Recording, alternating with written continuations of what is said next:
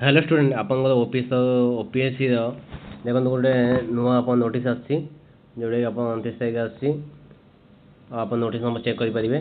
तो यहाँ आप कौन आसी ना आप जो रिटन एग्जामिनेशन होता statistical officer in OSS and ES जो आप रिटन टेस्ट था तार आपंकर रेजल्ट आसी आप केते जन कैंडिडेट सिलेक्ट होती ना आपंकर 112 जन कैंडिडेट सिलेक्ट होती आप कौन हम ना डॉक्यूमेंट वेरिफिकेशन आउ भाइवा भोका टेस्ट आप हम कौट हम ना आपंकर doctor PK Parija road Cuttack रे आपंकर हबार अच्छी।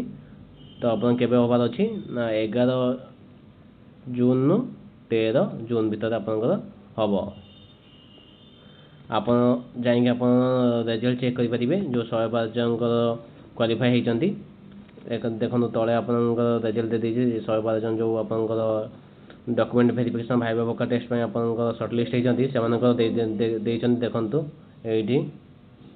तो जो मैंने पाई समस्त ऑल द बेस्ट आपने टेस्ट आपको ऑल द बेस्ट आप डॉक्यूमेंट वेरिफिकेशन भाइवा भोका टेस्ट में आपको ऑल द बेस्ट। धन्यवाद।